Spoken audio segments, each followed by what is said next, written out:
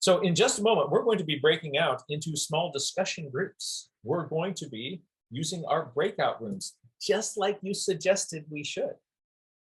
And what we're going to be doing is we're going to, in those, anybody who's got a journal, there's got to be somebody in that group who's got a journal on here. And what you'll do is you will just hold your journal up, and we're going to get some practice giving feedback to people about journal pages. And this is, it's, I think, a critical way of kind of closing the loop and kind of opening another new loop with your students when they've engaged in a nature journaling activity. Because invariably, they come up and say, look what I did. And the most kind of treacherous thing is that we've got the easiest thing that comes to our lips when we see a student's journal page is we say like, oh, that's so beautiful. Gosh, that's just gorgeous. I love your drawing. Oh, you're such a good artist. Wow, that's beautiful. Well, what's wrong with that? Well, we've been telling them it's not about pretty pictures. It's not about pretty pictures. It's not about pretty pictures. Then they hold up their page and we say, wow, great job. That's a pretty picture. So that is an inconsistency. And it's not just inconsistent, it's not really honest with them. Because if we really are squeeing about, the pretty picture, we should have told them that up front. Because some of the kids, they just took a risk and they drew, and drawings outside of their comfort zone. And if we are just kind of getting wrapped around the axle about pretty picture stuff, then probably the first person who brings up their journal and shows it to you, this is the kid who always gets feedback by having a pretty picture anyway. So that's why they're at the front of that line to get another hit off that tap. And the student over there, who you got them to draw, you got them out of their comfort zone. They took a risk with you, and now they look over and you're like, oh, that's so beautiful. What a great picture. And they go like, oh, it really was about pretty pictures. Okay, you got me this time. See if you get me next time. And it shuts them down. In addition to that, when we're saying you're such a good artist, this is also closed mindset feedback, right? We're not talking about something that they're doing. We're talking about like, you've got this trait, you're a good artist, right? Yeah, maybe somebody wants to hear that. That's a positive thing, but it's a fixed mindset statement. It's not saying, wow, you really have been working on this. Wow, you have done a lot of drawings since Thursday. Wow, since the last time we took your use of questions on your page has gone way up. There are 7 on this page, and there were only 2 last time, right? So it's neither specific, nor is it something that is going to engage them in the process that they need to do in order to be doing this. So I'm going to steer people. I strongly suggest not saying, good job, pretty picture. But what can you do? Here's a handful of things. My general approach is to essentially be a mirror. And the student's been doing, I notice, I wonder, it reminds me of. They're putting all those experiences down on paper. So I can notice what they've noticed. Like, wow, you've observed the angle that the deer holds its ears at, right? I didn't see them move those around when they're listening to things. And you've got those up as, and I can see that angle. That's a really cool observation. But you've observed that there's fuzz all over the stem, right? So you're just noticing something that they noticed and noticing that back at them. And that's acknowledging that, like, as a scientist, as an observer, I'm interested in those observations, not the picture, but the observations themselves. I can also ask questions about things like, oh, like, wow, it's got fuzz all over the stem.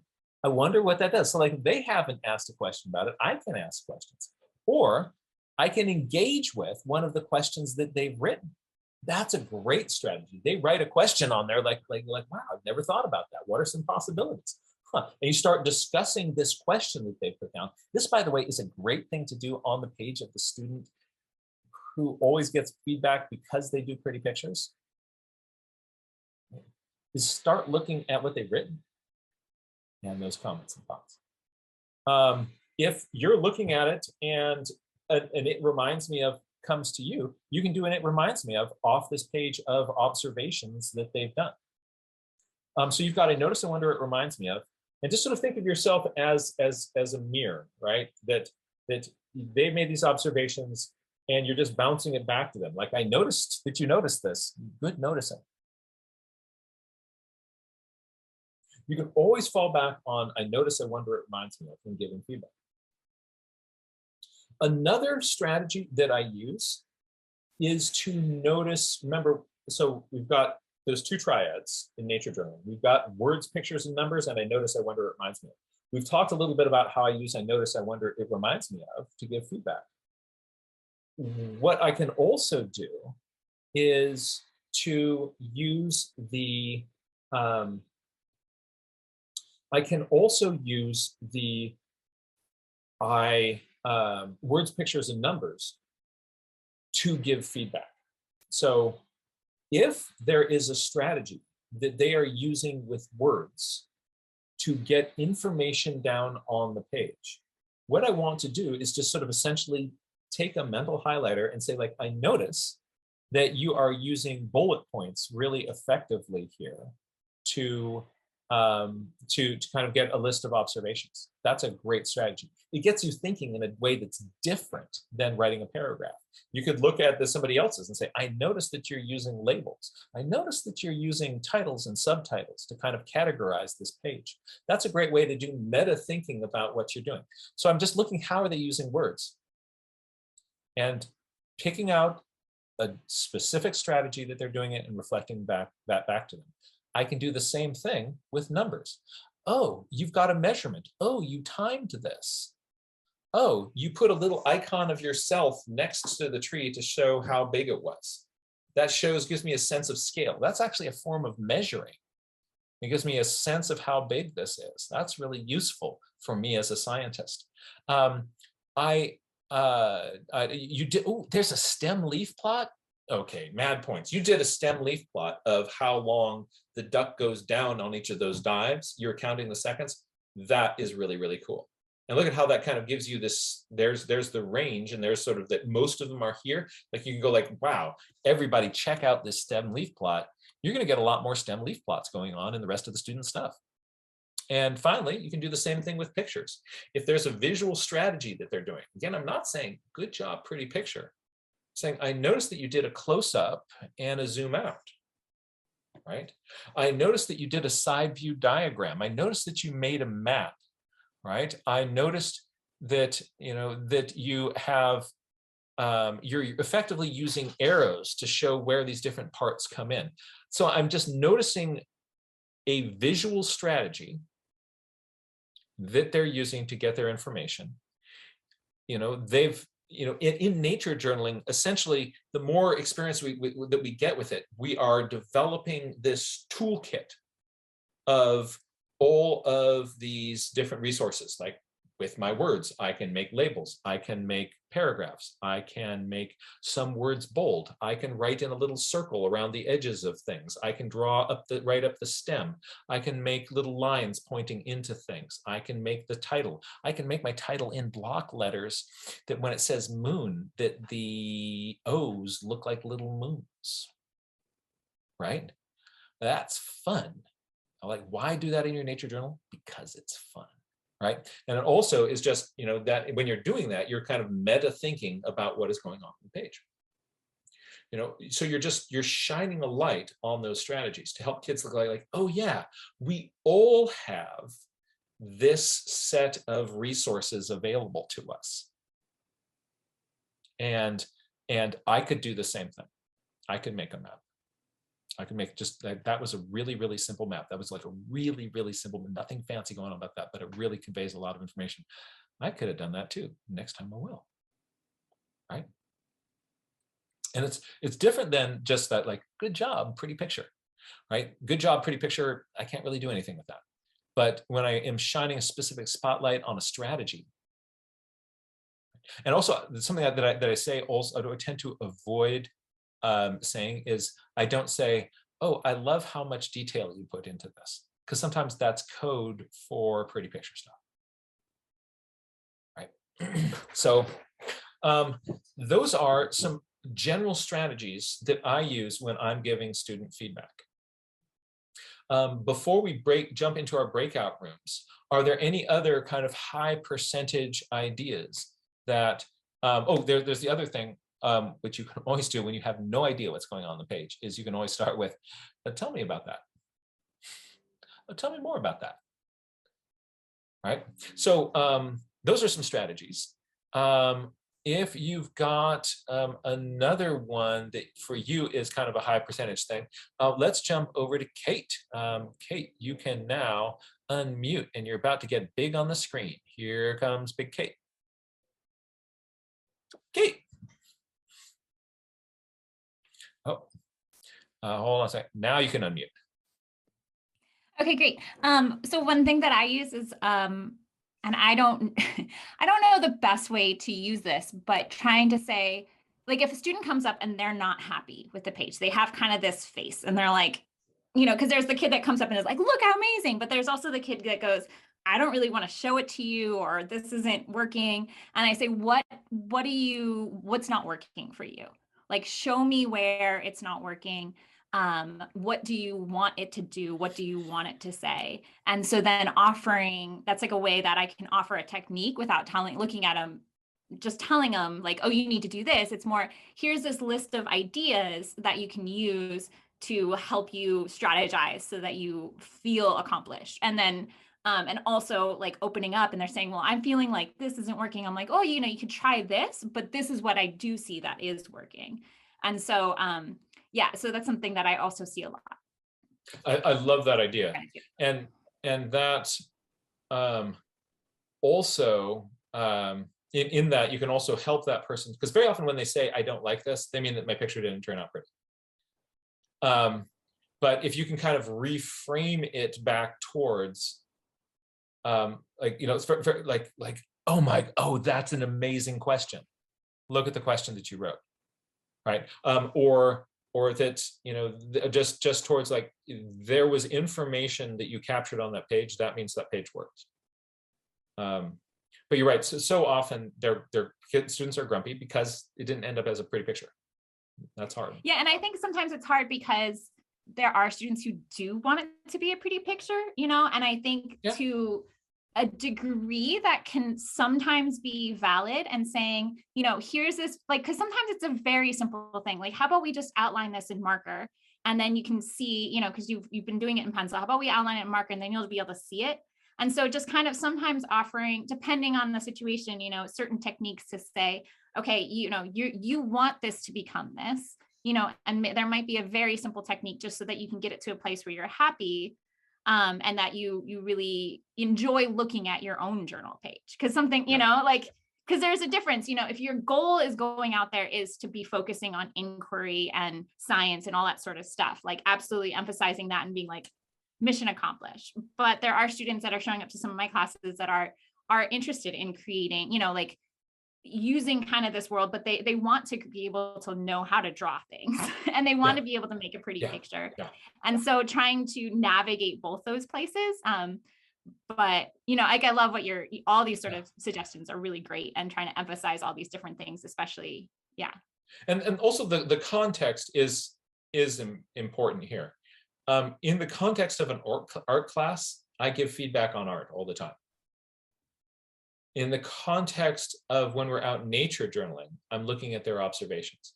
So, but if I'm doing something like, here's how to get a better value range in your picture, and I will give comments and thoughts and feedback about art stuff. But then in my head, that's separate from when I'm doing my nature journaling. Yeah. Great. Kate, thank you so much. I'm going to remove the spotlight there. And did anybody else have a strategy or a suggestion? Let's go to the Mama Damana. Here we go. Hi, thank you. My name is Anchita. Mana is one of my daughters. I just don't know how That's to why I said the change Mama the name. Damana. Thank you.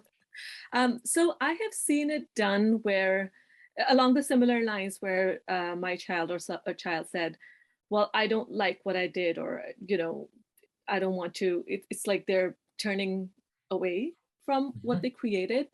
And the person in charge would kind of invite them after a bit to look at it as if someone else had done it and what they would say or react to. And I think it can be harder with the younger ones because they're not quite in that space yet.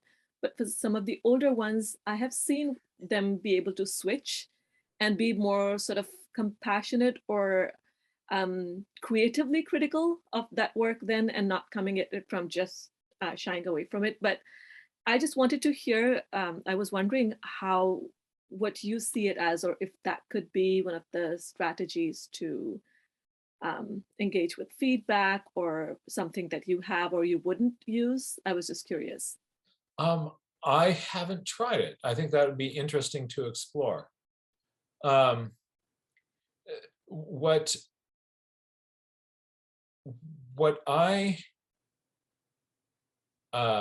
do find on when I'm giving specific art feedback, what I will very intentionally do is I will often ask somebody, what parts of this, what specific part of this is working? Find the part of this that is working for you. And it's like this little part here down by the foot. Okay. And then see if I can articulate what is it about that part that is working, because then that becomes this portable idea that they can bring with them to the next place. And then I'll say, what specific part of this is not working for you? And then we'll try to articulate exactly why that is. And then it goes from being this kind of global, I don't like this, to I don't like the bird's beak, right? And because that then becomes something that we can narrow in on and deal with. So going from a kind of a global, I don't like this, to being really specific about what part is not working with you, so we can come up with a strategy for the next one to do differently. And then also cook into that what part is working that you want to do again. And sometimes I've had kids who will say there's no part of it that's good. And then I can say, huh, that's interesting, because I disagree. Like, look here, look what you're doing with line weight, right? Look at the proportions of this. You've got the proportions of this thing down. That's actually really challenging to do, you know, or whatever it is that is sort of the thing that you want to keep doing more. Sometimes when people are just being really negative about their thing, they're not wanting to see any of that, because they're just in this sort of space of like, it's terrible, it's terrible, it's terrible, it's terrible. Where you go, well, but this works, and this works, and this works, and this works. So the next time, keep doing those things. But I might play with your idea. That sounds really interesting.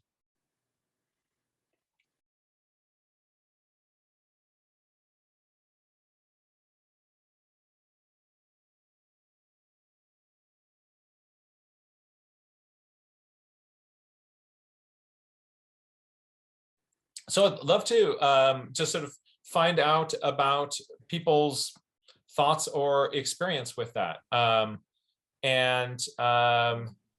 Let's any other insights on giving feedback or strategies that you saw that you really liked, the way that somebody handled something. What was something that you is by discussing that, you can reinforce that in your brain, and it'll be more likely to be a takeaway that your brain actually really intentionally uses. And we got to hang out with each other on a little bit more of a personal basis. So I hope that was fun. Any thoughts, comments, or ideas?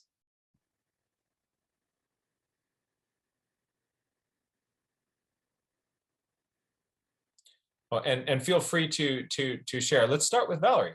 Hey there. Okay, I'm unmuted. That was really nice. Some very, very nice people in my group. One person identified on my page that I told a story of something. It was an event. It was something that happened in my neighborhood, and a mallard duck was taken, and I think by a red fox. But anyway, you know, I went. It made me feel good because I had written this all out. You know, I don't do this for anybody else to look at, but it actually made sense, and it was actually of interest to another person. So that felt pretty good. That's great. And getting that kind of specific feedback, how did that feel? It felt great because it's just like, oh, I didn't know that someone else might enjoy this page as much as I did, and but it felt very good. It made me feel like what I did was valued, and makes me want to do more. And that I made some legitimate observations, and it was all good, all good. Wonderful, wonderful. Let's see. Any one else? Anybody who has a comment or thought about that process or about that experience? What for you is a takeaway from that? Let's join here. You can unmute and. Hi, yeah, it was amazing. And I think one of the big things that I took away from how Chris sort of approached what I showed her, and it was one of my children's pages, was this idea of this page being, you know, a moment or a link in that person's journey of somewhere that it's taking them, and to be curious about or ask them about where would they like to go from here? What would they like to know more about, or, you know, what comes after? What do they return to? It's something that I hadn't thought. I thought of this more as a snapshot, but to treat it like a snapshot, which is kind of moving forward or has the potential to move it forward. And I thought that was pretty powerful. I like that way of framing it, Chris. Chris, do you want to add anything to that? Not to put you on the spot. Yeah, it's probably just questioning about their growth edge, but yeah, I always want to know where it leads to. What action can it take for them personally? Yeah. Excellent. Well, thank you both. Let's bring in the mad botanist, Avea. Hey there. Hey there. One thing that I thought was really good was not only asking the students to explain out loud what the page was about, not only good because it helps them solidify, which is what Amy did. Amy asked me to explain, that was really effective, but then also because then by explaining out loud, the student might become aware of more things that they want to add to the page, which is good. And then also noticing not only what tools the student is using on their page, but how they might alter the tool to fit the need, was something that I thought was really interesting that I didn't think about before until Amy mentioned it. Tell me a little bit more about that. So like, for example, if somebody is doing a sky chart and they decide that they're going to omit some of the degrees and not do all the way up north because the sun and the moon aren't in that direction, because they find it easier to draw increments when they have a smaller, like when they have fewer degrees to work with on the same sheet of paper, then because they might find it easier. It's easier if I just like, no, I'm not gonna. So like that's helpful because then you're noticing how the student changed that because it made it easier for them to keep track of the data, or asking why they did it is good for the story reason, because then it's more about their reasoning and their process about why they did something than what actually came on the page sometimes. And so it's the thinking that you're trying to get them to talk more about. So Amy made me realize that. Oh, I like that. Thank you, Vea. Did anybody else want to share part of their experience with either giving feedback or receiving it? Billy Joe, tell us your thoughts. Hey, I hope I'm coming through okay. Loud and clear. I was, yes, okay, good. So I was sharing my journal entry, and it's really neat when you share it with somebody who doesn't sort of live in your backyard, because as I was sharing, you know, Angel was coming up with questions and wondering about things, and there was things in my journal that she didn't know about, and then that made me feel really good because I was actually then able to like teach her something at the same time. So I think it then becomes less about that sort of pretty picture and more about like, this is so cool, and look at, now we're sharing, but oh, I actually know something that someone doesn't, and now I'm, you know, imparting a little bit of knowledge as well. So I think in terms of confidence, that can be really cool if there's a kid in class who, you know, really knows a lot about rocks, or they know a lot about, you know, mammals or certain things. And, you know, especially maybe those kiddos who, you know, are struggling with the picture part of it, but actually know a lot of information, then that could be a really big confidence boosting with, you know, that sort of sharing, because the feedback might come automatically if there's people that don't know more information about what they're talking about, which I thought was really kind of neat. And it just sort of happened organically, which I thought was pretty cool. Well, and it sounds like there's two very interesting things that also kind of I want to just shine a little spotlight on. One is it sounds like you were engaged in a conversation. So it wasn't just you giving one-way feedback, but because it was sort of a two-way conversation, it felt like much more of a something that you were sharing together. And to think about, like, and we'd never met before, so now it's like I feel like we, you know, there's like this really cool connection that we just had in a breakout room over, you know, a random nature journal entry, which I thought was pretty cool.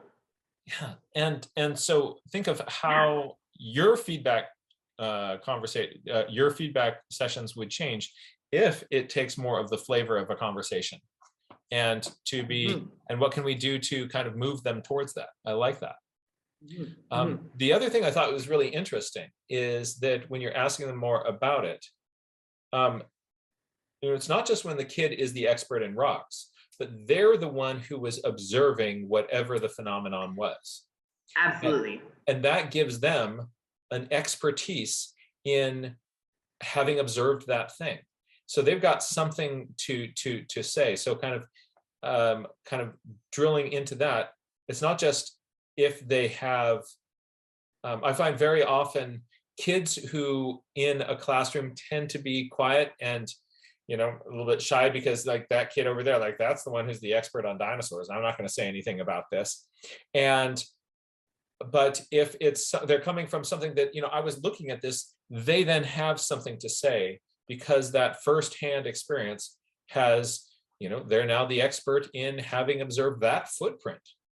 Yeah, and I think too that opens up the door that even if they're not the dinosaur expert, then maybe it reminds them of something that maybe they are, or they do know a little bit more about. And so we were talking about squirrel tracks, and then in one of my questions, I was like, oh, it reminds me of rabbit tracks. And then it was like, she didn't know about rabbit tracks. And I was like, oh, well, this is how this is, you know. And so again, you know, these conversations are spiraling off of this, and they can go down all these different parts. I think when you open it up to a conversation that is two ways, everybody will hopefully have a space to be like, oh, that reminds me of this, or that reminds me of this. And then all of a sudden, you know, all these ideas are spiraling around, and everybody's feeling much more comfortable. And it became all of a sudden less about just what's here and more about, you know, what we're learning and what we're asking. And that's really what it wants to be about, right? Yeah. Yes.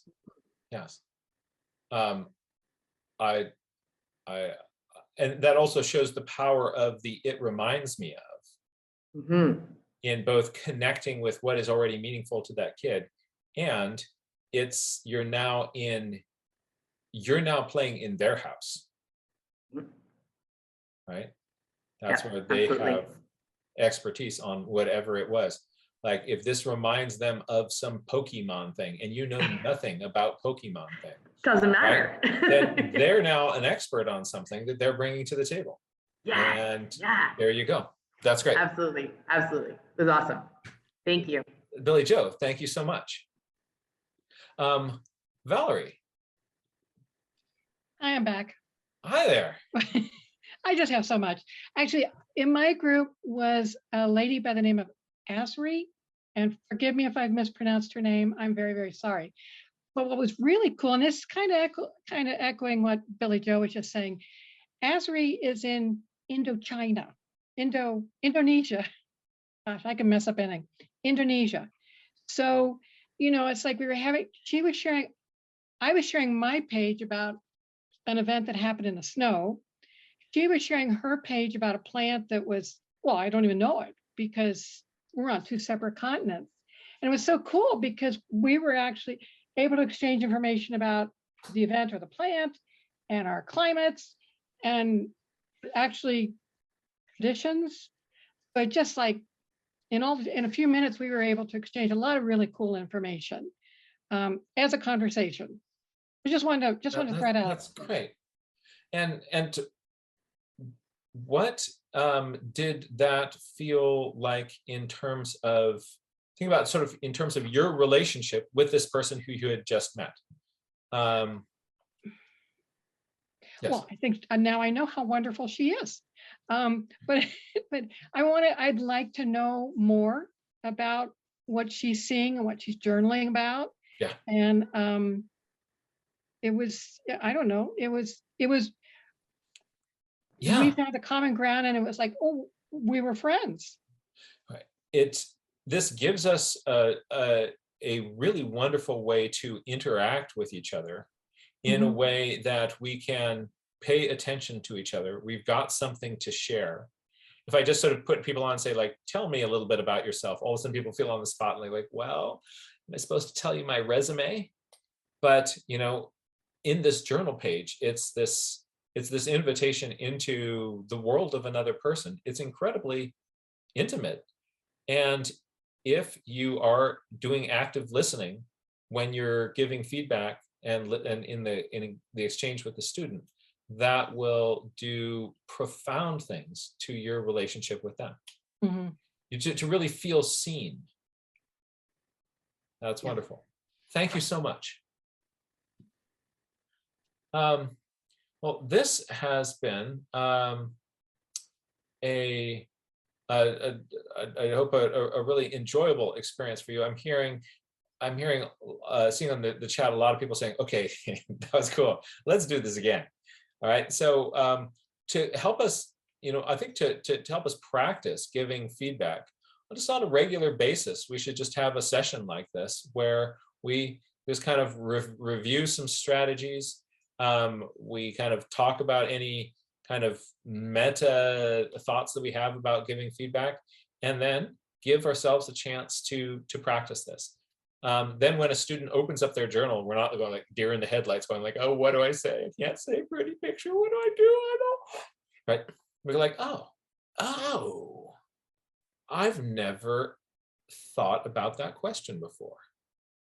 What did you have to do how did you even come up with a question like that? What was going on in your head? Because I want to know. That's really interesting. And you're like, wow, that's a thing that I could use with another student. Dear friends, thank you for being here, and we look forward to connecting with you again soon. Take care, everybody. Be well.